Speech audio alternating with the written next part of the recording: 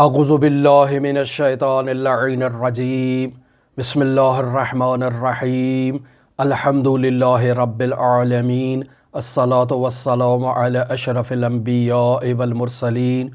وعلی آلہ طیبین الطاہرین المعصومین الذین اذہب اللہ عنہم الرجس وطہرہم تطہیرا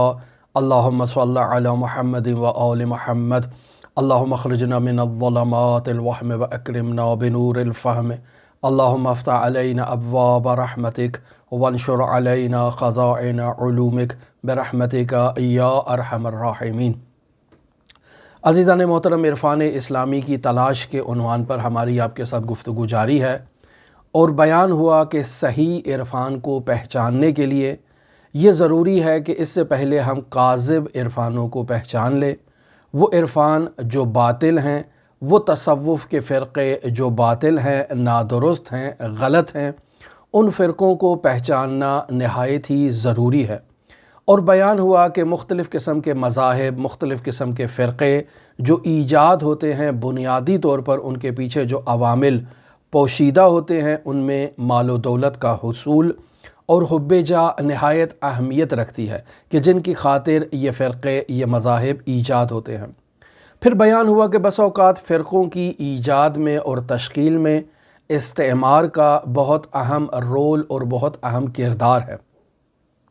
لہٰذا آج کی گفتگو میں آیت اللہ مصباح گویا کہ یوں بیان کرنا چاہ رہے ہیں کہ عرفان سازی اور تصوف کی ترویج میں استعمار کا کردار، اس ٹاپک پر جو ابھی گفتگو ہوگی یہ اس فصل کی آخری گفتگو ہے، اور شاید آئندہ مزید ایک یا دو درس اسی موضوع پر ہمارے آپ کے ساتھ جاری ہوں۔ یہاں آیت اللہ مصباح اس گفتگو کے آغاز میں فرماتے ہیں کہ اگر ہم نے جو یہ آپ کی خدمت میں بیان کیا کہ فرقوں کی تشکیل میں اگر انسان مال و دولت کی خاطر فرقوں کو تشکیل دے، اگر انسان حب جاہ کی خاطر فرقوں کو تشکیل دے اور صرف انہی اغراض کی خاطر یہ فرقے اگر صرف تشکیل پائیں تو اس حد تک بھی مذموم ہے، لیکن اتنا مذموم نہیں اور اتنا پیچیدہ، خطرناک اور دشوار اور مفسدہ آور نہیں ہے جتنا اس کے پیچھے اگر استعمار موجود ہو۔ یعنی اگر ان فرقوں کی تشکیل کے پیچھے صاحب فرقے کی حب جاہ کو استعمال کرتے ہوئے کچھ استعماری عناصر اسے اپنا اعلی کار بنائیں اور اس کے ذریعے سے فرقے کو ایجاد کروائیں تو یہ کام نہایت ہی پیچیدہ ہے، چونکہ اس میں پھر استعمار شامل ہے، اس میں حکومتیں شامل ہیں، اور باقاعدہ طور پر ایک ہدف اور پلاننگ اور غرض و غایت کی خاطر یہ فرقہ ایجاد ہو رہا ہے۔ لہٰذا اس کے جو نقصانات عالم اسلام میں ہوں گے وہ بہت زیادہ نقصانات ہوں گے۔ لہٰذا آیت اللہ مصباح فرماتے ہیں کہ اگر تاریخی شواہد کو اور قرائن کا بغور مطالعہ کیا جائے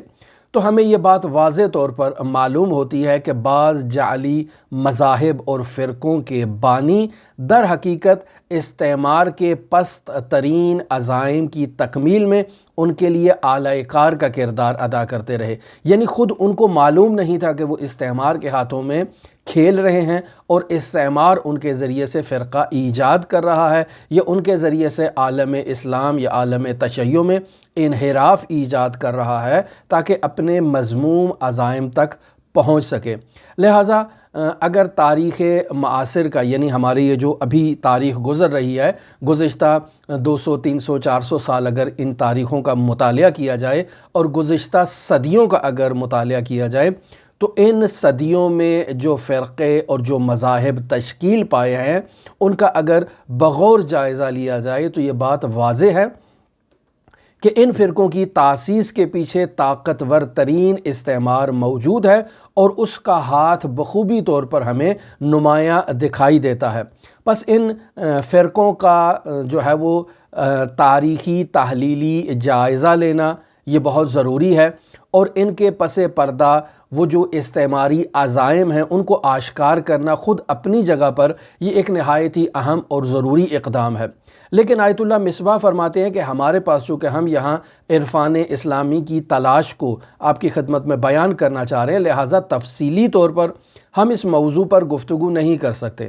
اس موضوع پر گفتگو کرنے کے لیے آپ کو متعلقہ کتابوں کا جائزہ لینا ہوگا کہ جن میں ان فرقوں اور مذاہب کی تاسیس کے پیچھے جو عوامل موجود ہیں ان عوامل کا بخوبی انہوں نے جائزہ لیا ہے، تفصیل سے بیان کیا ہے کہ معاشرے میں یہ جو کاذب عرفانی فرقے ایجاد ہوتے ہیں ان کے ایجاد ہونے میں کس کا کردار ہے اور کس کا ہاتھ ہے، اور کیوں ایجاد ہوئے ہیں، کن مراحل سے عبور کرتے ہوئے یہ فرقے ایجاد ہوئے ہیں۔ لیکن یہاں بطور مثال آیت اللہ مصباح بیان کرتے ہیں کہ اگر تاریخی شواہد کا جائزہ لیا جائے تو ہم کینیاز دالگورکی نامی ایک شخص سے روبرو ہوتے ہیں کہ جو ایران میں روسی شاہزادے کے طور پر داخل ہوا اور باقاعدہ طور پر قجری حکومت کے دوران اس نے ایران میں روسی سفارت خانے میں اپنے وظائف کو انجام دیا، اور اس کے وظائف اور اس کی ذمہ داریوں میں جو ذمہ داریاں اس کے لیے سونپی گئی تھیں روسی حکومت کی جانب سے، وہ یہ تھا کہ لوگوں میں اختلاف ایجاد کرے، اور ایسا اختلاف ایجاد کرے کہ لوگ اسلام سے بدظن ہو جائیں، علماء دین سے بدظن ہو جائیں، اور اس طرح سے علماء دین کی اقتداء اور پیروی سے وہ اپنا ہاتھ کھینچ لیں۔ اور اس طرح سے یہ شخص ایران میں آیا اور اس نے مسلمان ہونے کا دعویٰ کیا، دینی طالب علم بنا۔ ایران میں اس نے جو ہے وہ دینی تعلیم حاصل کی، عراق میں دینی تعلیم حاصل کی، دینی مدارس سے وابستہ رہا، دینی شخصیات سے وابستہ رہا اور بلند ترین علمی مراتب تک پہنچا۔ عراق میں وہ سید کاظم رشتی سے مرتبط رہا، اور پھر اسی ارتباط کے دوران اس نے اپنے جو اعلی کار ہیں وہ وہاں تلاش کیے، اور 2 سالہ مدت میں اس نے سید علی محمد الشیرازی سے، جو بعد میں سید علی محمد باب کے عنوان سے معروف ہوئے اور انہوں نے فرقہ بابیت کی بنیاد رکھی، ان سے ان کا تعلق ہوا۔ اب یہاں مختصر سید محمد علی شیرازی سے متعلق بھی اگر بیان کرنا چاہیں تو 1 محرم 1235 ہجری قمری کو یہ سید محمد علی محمد شیرازی جو ہے وہ اس کی پیدائش ہوتی ہے۔ ابتدائی تعلیم انہوں نے شیخ عابد سے حاصل کی، اور چونکہ بچپن میں ہی ان کے والد کا انتقال ہو چکا تھا تو یہ اپنے ماموں کے ساتھ بوشہر منتقل ہو جاتے ہیں۔ وہاں جا کر یہ تجارت کرتے ہیں، اور چونکہ انہیں علم روز میں کوئی دلچسپی نہیں تھی، روزمرہ جو علوم ہیں ان میں یہ دلچسپی نہیں رکھتے تھے، عربی گرامر سیکھنے کا ان کا شوق تھا، لہٰذا یہ عربی گرامر کو سیکھنے میں مصروف ہو گئے، اور ساتھ ہی ساتھ ان میں جو دلچسپی تھی یہ دعاؤں کے بہت شوقین تھے، اذکار کرنے کے بہت شوقین تھے، صوفیانہ ریاضتوں میں بہت سرگرم رہا کرتے تھے، اور اس قدر سخت ترین دشوار ترین ریاضتیں کیا کرتے تھے کہ شدید ترین گرمی کے موسم میں یہ گھر کی چھت پر سورج کی شعاؤں کے ڈائریکٹ نیچے بیٹھ کر وہاں اوراد میں، اذکار میں، چلوں میں مصروف رہا کرتے تھے۔ اور بعض لوگ یوں کہتے ہیں کہ انہیں اسی سورج کی شعاؤں کے ڈائریکٹ نیچے بیٹھنے کے اثر میں اور ریاضتیں کرنے کے نتیجے میں ان کا دماغ ہل گیا، اور یہ ذہنی طور پر تھوڑا عقب ماندہ ہو گئے، یا ان کا ذہن جو ہے وہ مفلوج ہو گیا۔ یہ بھی ایک نظریہ ہے۔ بعد میں یہی سید علی محمد شیرازی کربلا چلے گئے، اور سید کاظم رشتی کی شاگردی میں وہاں انہوں نے شاگردی اختیار کی کہ خود یہ سید کاظم رشتی جو شیخیہ گروپ ہے، جو فرقہ ہے باقاعدہ ایک، اس کے سربراہ کی حیثیت رکھتے تھے شیخ احمد احصائی کے بعد۔ یہ ان کے درسوں میں شریک ہوئے، اور وہیں ان کی ملاقات اس روسی جاسوس سے ہوئی کہ جس کا نام کینیاز دالگورکی ہے، اور پھر دوستانہ تعلقات قائم ہوئے، اور انہی دوستانہ تعلقات کے نتیجے میں کینیاز دالگورکی اس بات کی طرف متوجہ ہوا کہ یہ سید حب ریاست رکھتا ہے، حب جاہ رکھتا ہے، اور اس نے باتوں ہی باتوں میں اس سید کو قائل کیا اور اس کے ذریعے سے ایک فرقہ ایجاد کیا۔ اس کی تفصیل میں آپ کی خدمت میں ابھی بیان کرتا ہوں، گو کہ یہ تفصیل آیت اللہ مصباح نے یہاں بیان نہیں کی ہے، لیکن اس کتاب کے حاشیے میں یوں لکھا ہے کہ اگر آپ اس سید علی محمد شیرازی کے جو نظریات ہیں ان کا بخوبی جائزہ لیں اور اس کی کتابوں کا اگر آپ مطالعہ کریں تو اس نے گویا کہ 5 دعوے کیے ہیں جو اس کی کتابوں سے معلوم ہوتے ہیں۔ پہلے اس نے سب سے پہلا دعویٰ جو کیا وہ ذکریت کا کیا، اور یہ اپنے اس دور کے معاشرے میں سید ذکر کے عنوان سے معروف ہوا۔ اس کا یہ دعویٰ تھا کہ تمام قرآن جو ذکر ہے اس کی تعلیم مجھے حضرات ائمہ معصومین علیہ السلام سے ملی ہے، اور پھر ان کی جانب سے میں مامور ہوں کہ اس قرآن کی تعلیم کو آگے پہنچاؤں، لہٰذا سید ذکر کے عنوان سے یہ مشہور ہوا، اور اس کا پہلا دعویٰ ذکریت کا تھا۔ پھر دوسرا دعویٰ اس نے بعد میں یہ کیا کہ یہ باب ہے۔ باب ہے یعنی کیا مراد؟ یعنی امام زمان اجل اللہ تعالی فرجہ الشریف سے اس کا ڈائریکٹ رابطہ ہے، اور عصر غیبت کبریٰ میں اگر کوئی شخص امام زمان سے مرتبط ہونا چاہتا ہے تو یہ سید علی محمد شیرازی باب ہے، دروازہ ہے امام زمان سے رابطہ قائم کرنے کا۔ لہٰذا عصر غیبت کبریٰ میں جو شخص بھی امام زمان سے رابطہ قائم کرنا چاہتا ہے وہ سید علی محمد شیرازی کے ذریعے سے امام زمان سے رابطہ قائم کر سکتا ہے، اور اس عنوان سے اس کا مکتب بابیت کے عنوان سے معروف ہوا۔ بعد میں سید علی محمد شیرازی نے مہدویت کا دعویٰ کیا، اور یہ دعویٰ کیا کہ خود وہ امام زمان اور مہدی موعود ہیں، لیکن بعد میں اس کے دعوے سے یوں معلوم ہوتا ہے کہ اس نے نبوت کا دعویٰ کیا، اور خود صاحب شریعت اور صاحب کتاب ہونے کا یہ دعوے دار ہوا، اور آخر میں سب سے اس نے جو دعویٰ کیا وہ دعوی الوہیت تھا، اور خود کی خدائی ہونے کا اس نے دعویٰ کیا، اور یہ دعویٰ بھی اس کے آثار سے واضح طور پر معلوم ہوتا ہے۔ پس اس کے آثار کا اگر یہ مطالعہ کیا جائے تو 5 مختلف قسم کے جو دعوے ہیں وہ اس کے آثار سے نمودار ہوتے ہیں۔ اور پھر اسی کے شاگردوں میں سے ایک شاگرد، ایک مرید جس کا نام مرزا حسین علی نوری ہے، اور جس کی شہرت بہاء اللہ کے عنوان سے ہے، اس شخص نے اور اس مرید نے بعد میں ایک فرقہ ایجاد کیا جس فرقے کا نام بہائیت ہے۔ اگر اس مرزا حسین علی نوری کی تاریخ کے بارے میں دیکھا جائے تو یہ 2 محرم 1233 ہجری قمری کو تہران میں پیدا ہوتا ہے، اور اس اعتبار سے چونکہ یہ 2 سال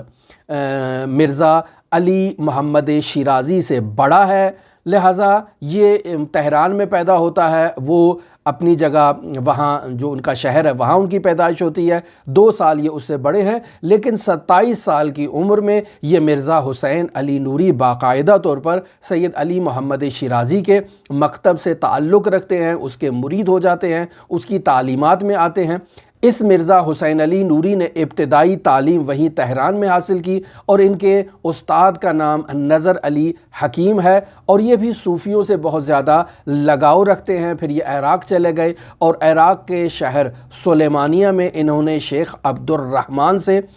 جو شیخ عبد الرحمن عارف کے عنوان سے شہرت رکھتے تھے، انہوں نے تعلیم حاصل کی۔ بابی اور بہائی یہ دونوں دعویٰ کرتے ہیں اس بات کا کہ سید علی محمد شیرازی اور مرزا حسین علی نے کہیں کسی کے پاس تعلیم حاصل نہیں کی ہے، اور ان کے پاس جو علم موجود ہے وہ علم الہی ہے، علم لدنی کے مالک ہیں، وہ کسی مکتب میں نہیں گئے، وہ کسی استاد کے پاس نہیں گئے، جبکہ واقعیت ایسا نہیں ہے۔ اگر ان کی تاریخ کا بخوبی مطالعہ کیا جائے تو ان دونوں نے استاد درک کیے ہیں، لیکن رسمی مروجہ تعلیم جو سکولوں میں مکتب خانوں میں پڑھائی جاتی ہے یہ باقاعدہ ان مکتب خانوں میں نہیں گئے ہیں، لیکن انہوں نے استاد لیے ہیں، چاہے کوئی صوفی استاد ہو، چاہے کوئی دوسرا استاد ہو جنہوں نے ان کو تعلیم دی ہو، لیکن ان کے پاس استاد ضرور رہے ہیں۔ لیکن خود آپ سید علی محمد شیرازی نے جو باقاعدہ ایک لوح تحریر کی ناصر الدین شاہ قاجار کے نام، اور اس میں اس نے اس بات کا دعویٰ کیا ہے کہ میں نے لوگوں کے درمیان رائج علوم کو نہیں پڑھا ہے، اور میں کسی مکتب میں تعلیم حاصل نہیں کی ہے، گویا کہ وہ خود اس بات کا اعتراف کر رہا ہے کہ میرا علم علم الہی ہے، اور میں علم لدنی کا جو ہے وہ مالک ہوں۔ اور دوسری طرف ہم نے بیان کیا کہ مرزا حسین علی بہاء اللہ کے نام سے جو مشہور ہیں اور معروف ہیں، انہیں صوفیوں سے بہت زیادہ لگاؤ تھا، اور ان کی باتوں میں صوفیانہ رنگ بہت زیادہ دکھائی دیتا ہے۔ یہاں تک ہم آپ کی خدمت میں آیت اللہ مصباح سے مطالب کو نقل کرتے ہیں، لیکن اب اس کے بعد ہم آتے ہیں آپ کی خدمت میں بیان کرتے ہیں کہ یہ جو دال گورکی ہے اس نے باقاعدہ طور پر جو مکاتب ایجاد کیے ہیں جن میں بابیت ہے، جن میں بہائیت ہے، اس میں اس شخص کا کیا کردار ہے، یہ جاننا بہت ضروری ہے، اور ہم مختصر عنوان سے اس کو بیان کرتے ہیں، خود اس کے اپنے اعترافات سے، آیت اللہ مصباح سے ہم اس مطلب کو نقل نہیں کر رہے ہیں، خود یہ دالگورکی اپنے اعترافات کو بیان کرتا ہے، اور اس کے اعترافات اولین بار سب سے پہلے رشیا میں پبلش ہوئے تھے، جیسے ہیمفرے کے اعترافات کے نام پر جو ہے وہ ایک کتاب باقاعدہ مارکیٹ میں موجود ہے، اردو زبان میں بھی موجود ہے، لیکن اس دالگورکی سے متعلق شاید اردو زبان میں میٹر موجود نہ ہو، لیکن اگر آپ اس کو تلاش کریں تو دوسری زبانوں میں آپ کو یہ مواد مل جائے گا۔ یہ دالگورکی کہتا ہے کہ میں جنوری 1834 میلادی اور عیسوی میں بطور مترجم تہران میں روسی سفارت خانے میں میری انٹری ہوئی، اور وہاں میں فارسی زبان سے عربی زبان کو سیکھنا چاہتا تھا، لہٰذا مجھے روسی سفارت کے منشی نے ایک طالب علم جس کا نام شیخ محمد ہے اس سے آشنا کروایا، اور میں باقاعدہ اس کی شاگردی میں گیا۔ میں مہینے کا 1 تومان اسے باقاعدہ فیس دیا کرتا تھا، اور وہ مجھے عربی گرامر کی تعلیم دیا کرتا تھا، اور عربی گرامر میں اس نے مجھے جامع المقدمات کی تعلیم دی، اس نے مجھے نصاب الصبیان کی تعلیم دی، علم قراءت سے مجھے آشنا کروایا، تاریخ ایران سے متعلق مجھے آشنائی دی اور علم دیا، اور میں اس قابل ہو گیا کہ فقہ اور اصول کی تعلیم حاصل کروں۔ اب جب میں اس قابل ہو گیا تو میں نے اس شیخ محمد کے سامنے خود کے مسلمان ہونے کا ڈھونگ رچایا، اور میں نے اس کے ہاتھ پر اسلام کو قبول کر لیا اور کہا کہ میں مسلمان ہو چکا ہوں۔ شیخ محمد جو ہے وہ میرے اس قدر قریب آ چکا تھا اور اس قدر میرے اوپر اعتماد کرتا تھا کہ اس نے اپنے بھائی کی بیٹی جس کا وہ سرپرست تھا اس نے میرا نکاح کر دیا۔ شیخ محمد اتنا مجھ سے لگاؤ رکھتا تھا کہ اس کے وجود میں جتنا علم تھا وہ چاہتا تھا کہ وہ علم اپنا سارا نکال کر میرے اندر انڈیل دے، لہٰذا اس شیخ محمد نے مجھے متول کی تعلیم دی، جو ایک بہت ہی نایاب کتاب ہے معانی بیان اور بدیع کے اندر، اور نہایت ہی پیچیدہ کتاب ہے۔ مجھے متول کی تعلیم دی، شمسیہ کی تعلیم دی جو منطق پر ہے، تحریر اقلیدوس کی مجھے جو خواجہ کی کتاب ہے اس کی مجھے تعلیم دی، خلاصۃ الحساب کی مجھے تعلیم دی، شفائے بو علی سینا کی مجھے تعلیم دی، شرح نفیس کی تعلیم دی، اور قوانین علم اصول کی تعلیم دی۔ یہ وہ نایاب کتابیں ہیں جو آج کل کے اس جدید دور میں حوزہائے علمیہ میں نہیں پڑھائی جاتی ہیں، اور سب یہ کتابیں اپنے عنوان کی ٹاپ ترین کتابیں ہیں، بے نظیر کتابیں ہیں، اور اگر کوئی شخص واقعاً ان کتابوں کو اچھی طرح سے پڑھ لے اور اچھی طرح سے سمجھ لے تو وہ شخص ملا ہو جاتا ہے، اور اس کے ملا ہونے میں کسی قسم کی شک و تردید نہیں کی جا سکتی۔ لہٰذا خود یہ کینیاز دالگورکی اس بات کا دعویٰ کرتا ہے کہ میں 4 سال شیخ محمد کے پاس تعلیم حاصل کی ہے، اور اس تعلیم کے بعد میں ایک چھوٹا سا مجتہد بن گیا تھا 4 سال میں۔ پھر شیخ محمد مجھ سے متاثر تھا، لہٰذا وہ مجھے اپنے استاد حکیم احمد گیلانی کے پاس لے گیا تاکہ میں ان کے درس سے فیض یاب ہوں۔ میں نے حکیم احمد گیلانی کے دروس میں شرکت کرنا شروع کر دی، لیکن حکیم احمد گیلانی میرے مسلمان ہونے پر یقین نہیں رکھتے تھے، ان کو یقین نہیں تھا کہ میں مسلمان ہوں، لہٰذا وہ مجھ سے اجتناب کرتے۔ لیکن مجھے معلوم ہوا جب میں شیخ احمد حکیم کے درس میں جایا کرتا تھا گیلانی کے، تو مجھے معلوم ہوا کہ ان کے درس میں مرزا خان نوری تشریف لائے ہیں ان کے پاس، اور اس کے علاوہ مرزا رضا قلی آئے ہیں، مرزا حسین علی آئے ہیں جو بعد میں بہاءاللہ کے عنوان سے معروف ہوئے، اور ان کے ساتھ یحییٰ جو ان کے بھائی ہیں وہ بھی موجود ہیں، اور یہ سب کے سب حکیم احمد گیلانی کے مریدان میں شمار ہوتے ہیں۔ میں نے ان تمام افراد کا جب بخوبی جائزہ لیا تو مجھے معلوم ہوا کہ ان تمام افراد میں مرزا حسین بہاءاللہ جو ہیں وہ بہت زیادہ اس قابل استعداد رکھتے ہیں کہ میں ان سے دوستی کروں، اور ان کا بھائی یحییٰ بھی اسی طرح سے ہے، لہٰذا میں نے ان دونوں افراد سے دوستی کی۔ چونکہ حکیم احمد گیلانی مجھ پر اعتماد نہیں کرتے تھے، میں نے ان 2 افراد کے ذریعے سے کہ جو مرزا حسین علی بہا ہے اور ان کا بھائی یحییٰ، ان سے دوستی کی اور ان کے ذریعے سے حکومتی اسرار کو حاصل کرنا شروع کر دیا۔ چونکہ یہ حکیم احمد گیلانی، ان کے پاس وزیر و وزراء کا آنا جانا تھا، اسرار کی باتیں ان کے پاس ہوا کرتی تھی، لہٰذا ان کے ذریعے سے، ان دو افراد بھائیوں کے ذریعے سے میں نے ان کے حکومتی اسرار کو جاننا شروع کیا۔ اور ایک روز مجھے اسی مرزا حسین علی بہا سے یہ بات معلوم ہوئی کہ وزیر اعظم وقت ایران جو ہے وہ حکیم احمد گیلانی کے پاس موجود ہے، اور دونوں اس بات پر پلاننگ کر رہے ہیں کہ محمد شاہ کو کیسے حکومت سے معزول کیا جائے۔ یہ خبر مجھ تک پہنچتی ہے تو میں اس خبر کو کسی نہ کسی طرح سے محمد شاہ قاجار تک منتقل کرتا ہوں تاکہ اس کا تقرب حاصل کروں۔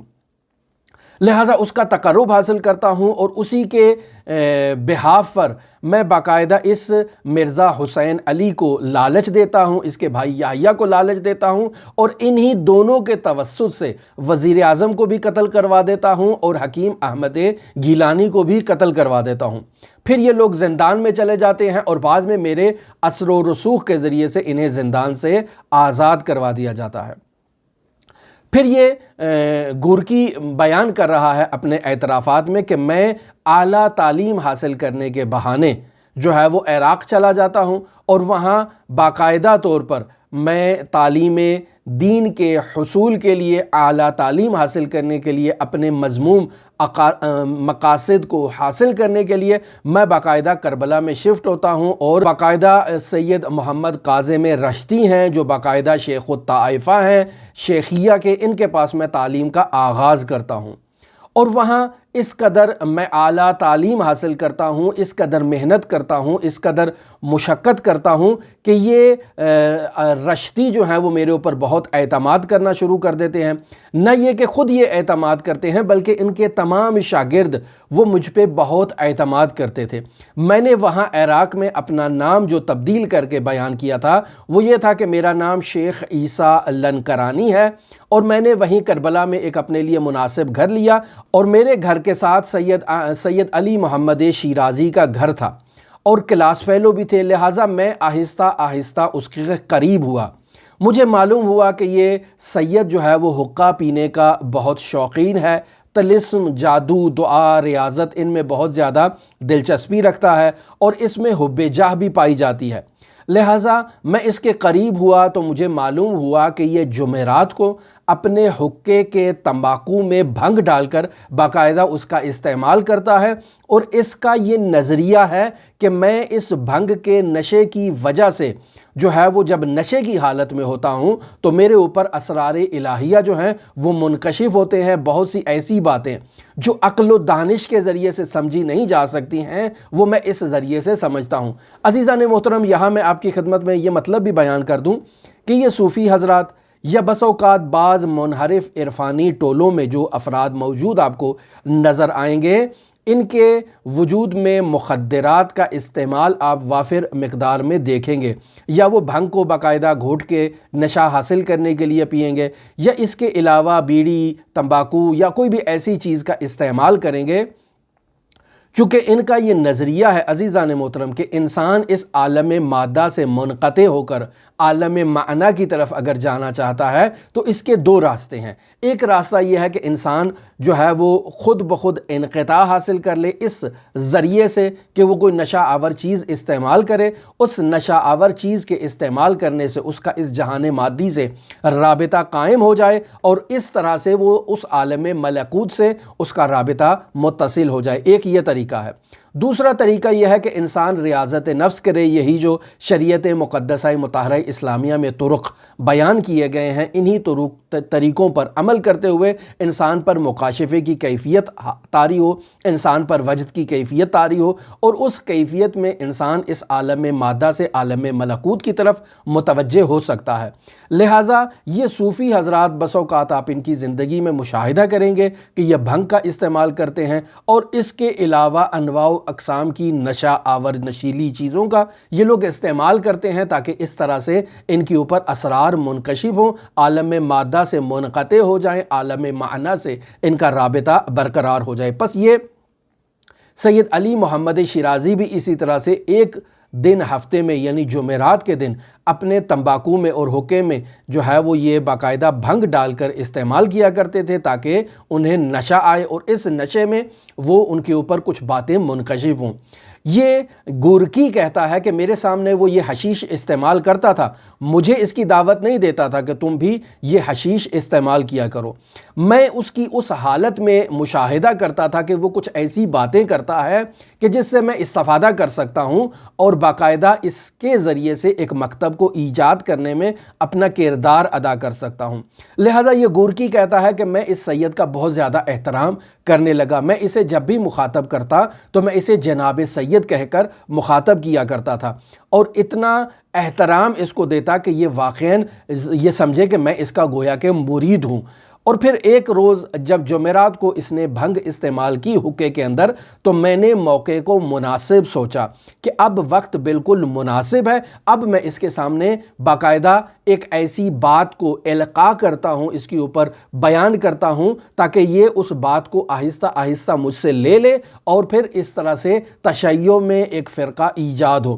لہٰذا میں نہایت ہی تواضع کے ساتھ اس نشے کی حالت میں جب یہ تھا اس کے سامنے بیٹھ گیا اور میں نے اس سے یہ کہا، اے صاحب الامر میرے اوپر اپنا لطف فرمائیں، مجھ سے اب اس بات کو مخفی نہ رکھیں، میں جانتا ہوں کہ آپ ہی حضرت صاحب العصر والزمان اور امام زمان کی ہستی ہیں۔ اب یہ سید علی محمد شیرازی اس نے ابتدا میں بہت سختی سے انکار کیا اور کہا کہ میں مہدی موعود نہیں ہوں، لیکن میں نے اپنی بات کا اصرار کیا اور آہستہ آہستہ اس پر یہ بات بار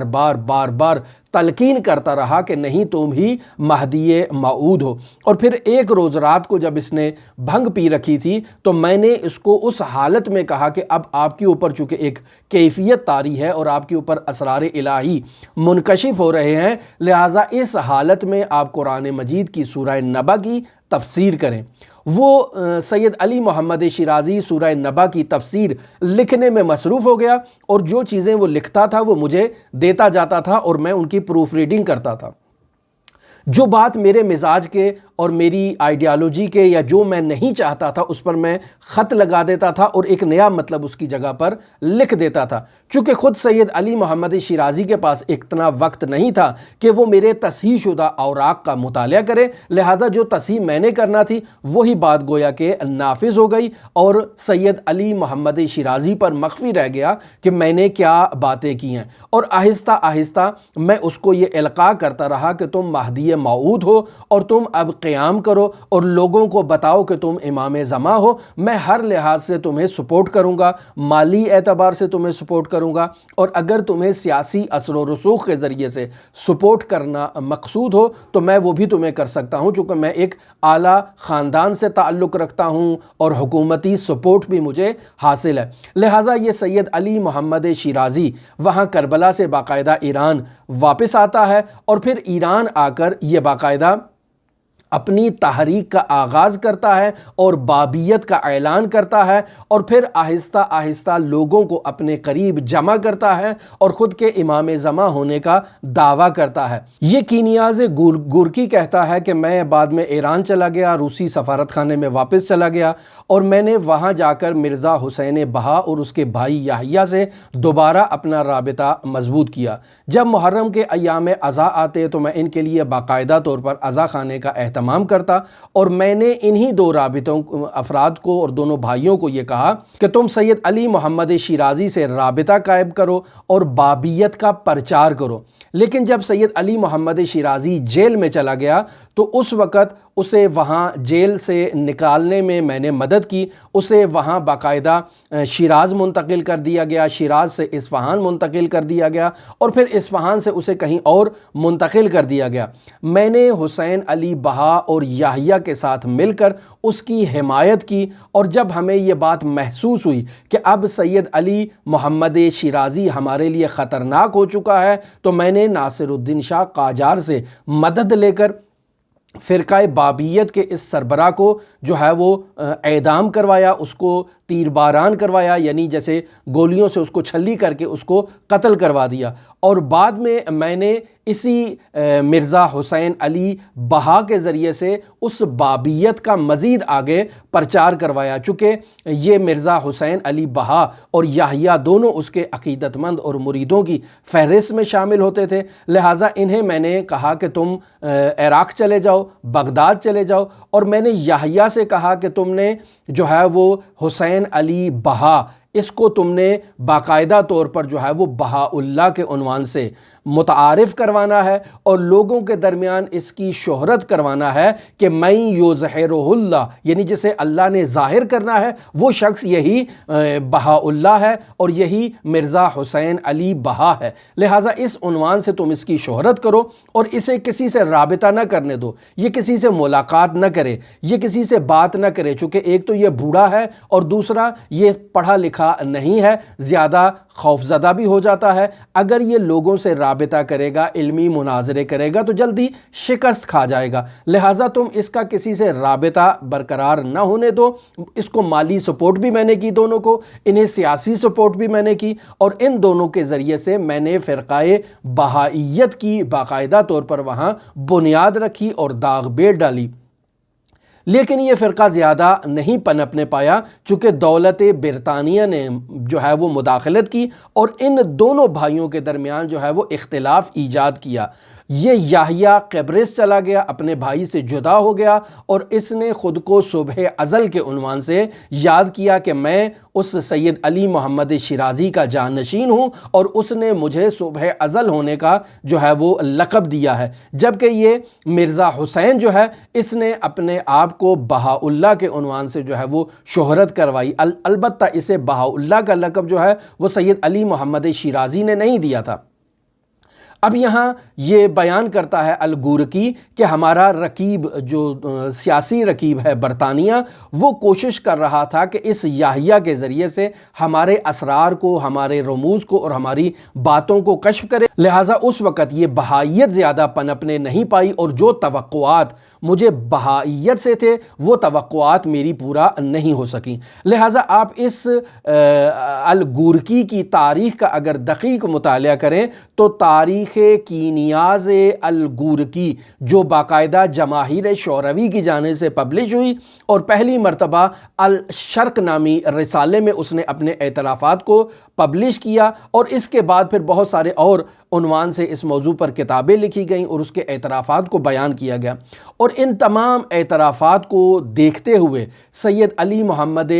شیرازی جو باب تھا، جو امام زمان تھا، جس نے الوہیت کا دعویٰ کیا، اس کے حالات کا اگر جائزہ لیا جائے یا مرزا حسین علی بہا اللہ کے حالات کا مطالعہ کیا جائے یا خود اس کے بھائی یحییٰ کے حالات زندگی کا مطالعہ کیا جائے تو اس کینیاز الگورکی کے دعووں میں کافی جو ہے وہ باتیں ہمارے سامنے واضح ہو جاتی ہیں کہ یہ جو کاذب عرفانی گروہ اور مکاتب اور یہ جو صوفیوں کے فرقے ایجاد ہوئے ہیں، ان میں ان کا بہت بڑا کردار ہے، اور باقاعدہ استعماری ہاتھ اس کے پیچھے ہے کہ جس کی وجہ سے باقاعدہ